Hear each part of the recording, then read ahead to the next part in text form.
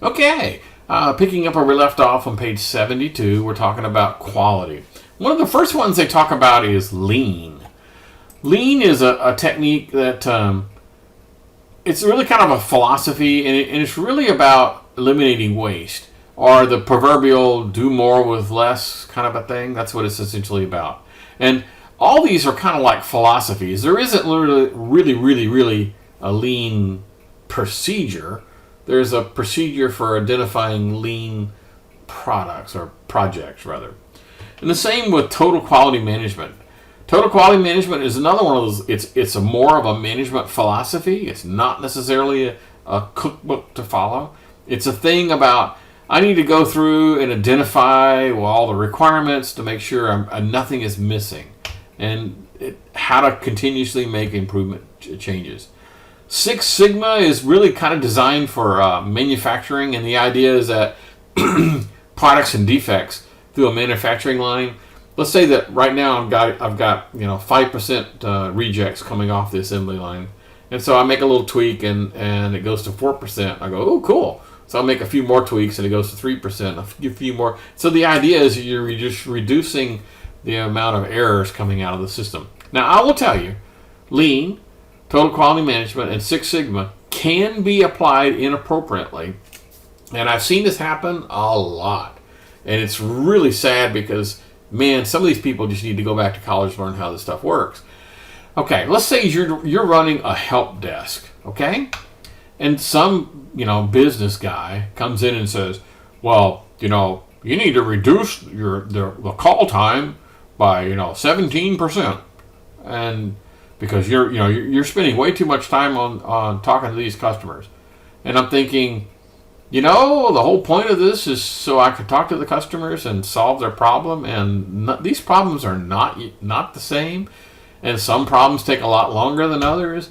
And so telling me that I should be spending less time on a call is probably going to prompt me to do something stupid, like say, I'm sorry, sir, reboot your machine and call me back. Click.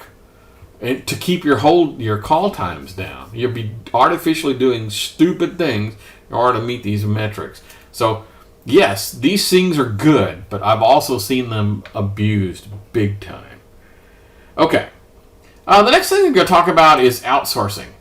Now, there's kind of good and bad in outsourcing. Most people think of outsourcing as bad, right?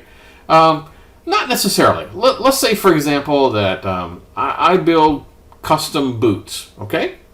That's what I do for a living, and it's a mom and pop operation. My father produced boots, and his father produced boots, and me and my family produced boots. Okay, so we're in the boot business, been in the boot business for 4 generations. And somebody says, you need to come up with a website because you can sell a heck of a lot more boots. So what do? I take one of my sons or daughters and say, you need to build a web page?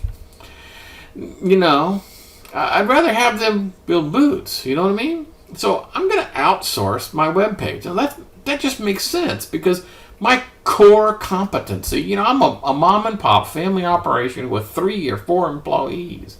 I do not need to be producing my own web page. That's just dumb. So outsourcing is a good thing. It allows you to concentrate on whatever your core business is without having to be an expert in how to design a web page. That's just dumb. So outsourcing is not terrible. Okay, necessarily. Although, again, people can abuse things. And you can pick what are you trying to outsource. For example, once again, if I'm a small business, I might want to do one of those human resource companies that take care of all my payroll and payroll taxes and take care of everything for me. I don't have to worry about paying my customers and whether, all the entitlements and benefits and deducts and, all the rest of the taxes and stuff that I have to deal with. I might want to just outsource that. And do I care if my HR company is run in Oshkosh, Wisconsin or Taiwan? I really don't care where it is. It doesn't matter to me. So I could offshore that outsourcing.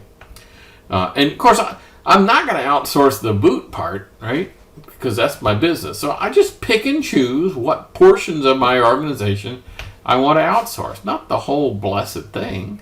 Just pick and choose. Now, there's one cool thing that you can get to. This is one of those common threads that you're going to see over and over again in the course, is that when it comes to outsourcing your IT, you have another advantage. That so let's say that I don't want to do my own web page, or I don't want to have, I want to outsource my entire IT structure. My email, my web page, my file servers, everything. All my accounting, all that's going to be outsourced.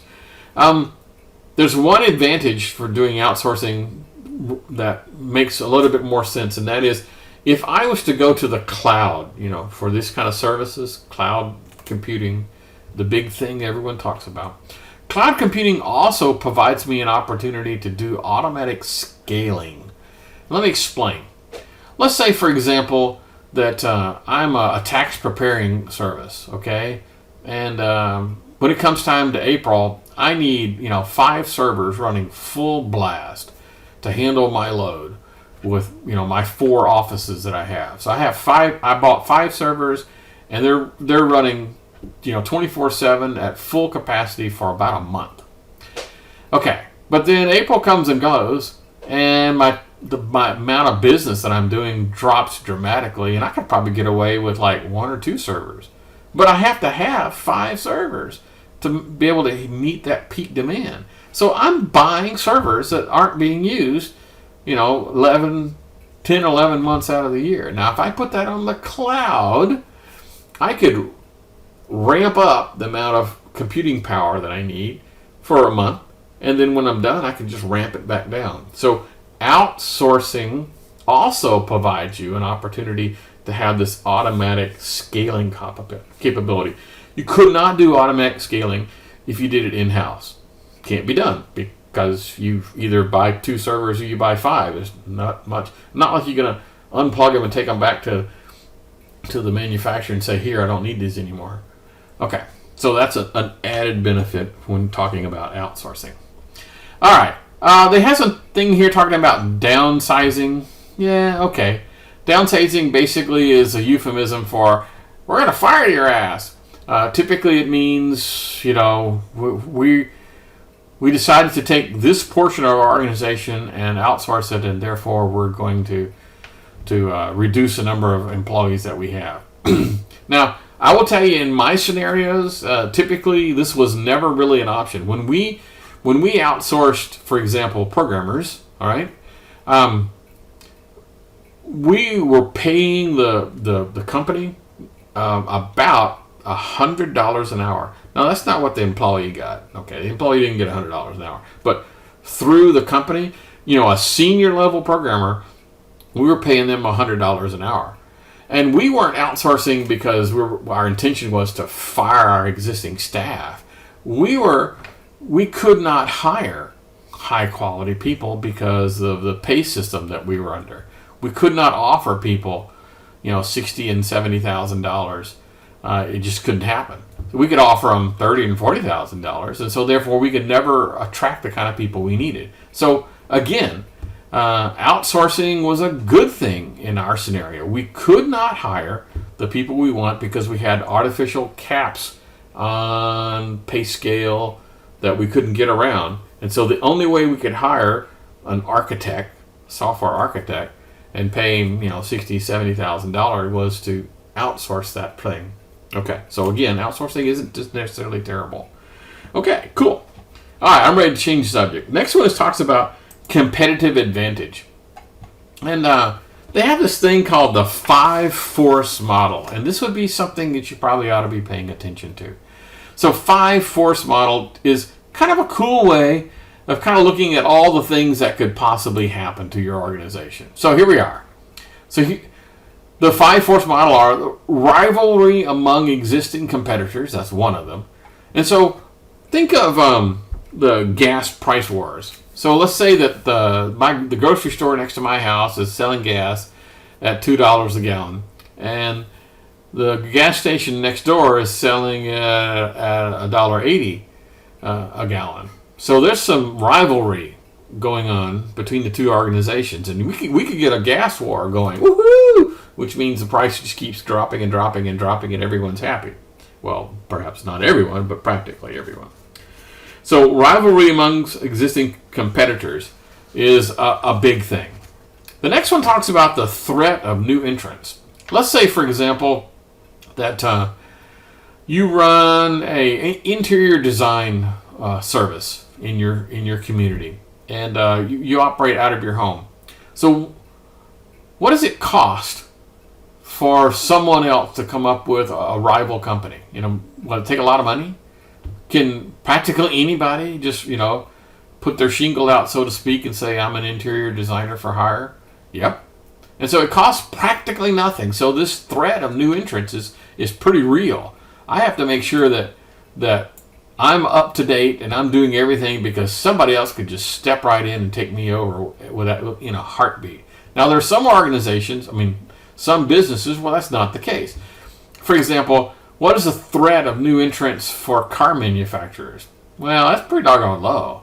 Why? Because it takes a ton of money to manufacture cars. Think about it. I would have to build an assembly plant. That's going to take one heck of a lot of money. There's no mom and pop operation that's going to be doing that. So the threat of new entrants is really about how easy it is for a new company to appear on the market. The threat of substitute products and services. The classic example on that one is, like the music business. I'm coming in and I'm thinking, well, I'm going to make CDs or cassette tapes and not pay attention to what's going on in the world. And all of a sudden I realize that everyone's buying their music online. So yes, a substitute product or service that makes, my entire product, my entire business go away. That's some serious threat, isn't it? The bargaining power of buyers.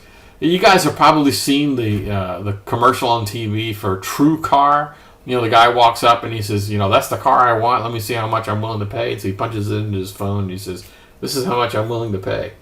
And if the car dealer is one of those car dealers that accepts True Car, and practically all of them do, well, then that basically says, that's the bargaining power of buyers. We get to control. We have some say in how much we're going to pay for that dang car. Now, the other one is the bargaining power of suppliers. And this has to do with things like, if you buy in bulk, you can get this. And so they kind of set the terms for, if you buy large quantities. And think about, for example, Dell Computer buying processors, okay? I would imagine that like AMD processors and Intel processors are probably courting Dell and saying, we can give you some really nice prices for this, and we can give you some really nice prices for that. And so, you got suppliers in here that have some bargaining power. They can actually help out. Okay, so those are the things that lead companies to seek a competitive advantage. So that's the force model. And then there's some strategies for how to accomplish a competitive advantage. So I'm going to skip over some of this and go directly to, so this is the strategic planning for doing a competitive advantage. The first one is cost leadership. And so cost leadership is sort of like Walmart. They basically say you come to Walmart because you want to buy something that's probably the best price around you can find. That's their plan. Now, how they make money is probably through volume, because they probably have razor thin profit margins on a lot of these things. But again, it's a good strategy. The next one is called differentiation. This is where your product or your service is so different and no one else provides it. I think of like Tesla. Tesla produces only electric cars. Nothing else. That's all they do. And so they're they definitely have differentiated themselves from the rest of the industry, haven't they? Okay, this is a good place to start for the 15-minute mark. We'll continue this in just a few.